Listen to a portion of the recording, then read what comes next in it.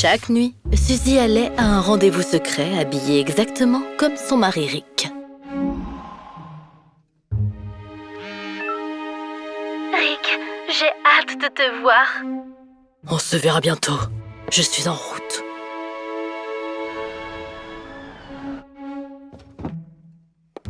T'es si nerveuse, comme si on le faisait pour la première fois. Ça va te rendre plus confiante. Le parfum des hommes forts.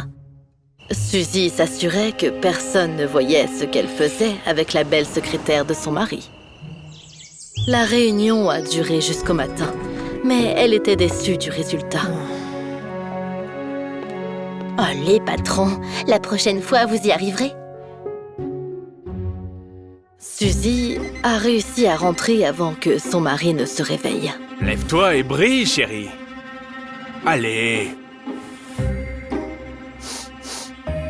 Rick a senti le parfum masculin sur sa femme, et il semblait qu'elle n'avait pas dormi toute la nuit. En donnant suite à ses soupçons, il a découvert que sa bien-aimée le trompait. Pourtant, il a décidé de ne pas faire de scène, car il avait aussi des secrets. Ce même jour, Rick s'est garé près de l'église au lieu d'aller au travail.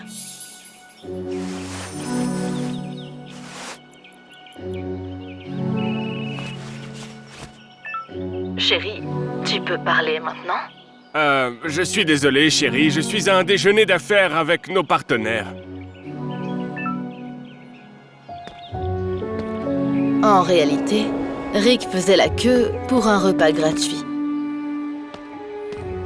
Il a choisi de ne pas dire à sa femme qu'il était au bord de la faillite, afin de pouvoir prétendre, ne serait-ce que pour un temps, qu'il avait encore du succès sur le plan financier. Rick n'a pas arrêté de vendre ses biens précieux, les uns après les autres. Avec cet argent, il a pu payer le salaire de sa secrétaire. S'il te plaît, garde notre petit secret vis-à-vis de Suzy. Bien sûr, patron. Elle ne se doute de rien. Ne vous inquiétez pas, on va s'en sortir. Rick a seulement remarqué que sa montre de luxe avait disparu qu'une fois rentré chez lui. Peut-être que tu l'as enlevée quand tu t'es lavé les mains. Rick a revu toute la journée dans sa tête et s'est méfié de sa secrétaire. Quoi? Jennifer? Impossible, elle ne ferait jamais ça. C'est pour ça que t'es si déprimée ces derniers temps? Pourquoi je serais déprimé? Tout va bien. J'achèterai une tonne de montres similaires. Rick ne savait pas que Suzy avait déjà en sa possession sa montre, ainsi que tous les objets de moindre valeur qu'il avait oubliés. La nuit suivante, elle s'est transformée en son mari. Le moment crucial pour mettre en œuvre son plan secret était enfin arrivé. Dors bien, chérie. Ton entreprise est entre de bonnes mains. Cette fois-ci, Rick a senti quelque chose et il s'est réveillé au milieu de la nuit. À sa grande surprise, le GPS a montré que Suzy était à son bureau. Il s'est empressé d'aller chercher son seul et unique costume. Mais à la place, il a trouvé...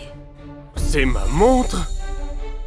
Rick a reconnu avec amertume que sa femme ne l'aimait plus, ce qui était la raison pour laquelle elle a décidé de voler ses affaires et de s'enfuir avec son amant. Cependant, au lieu de Suzy, Rick s'est vu lui-même dans son bureau. Pourtant, il ne pouvait rien faire. Sa secrétaire l'a immédiatement arrêté.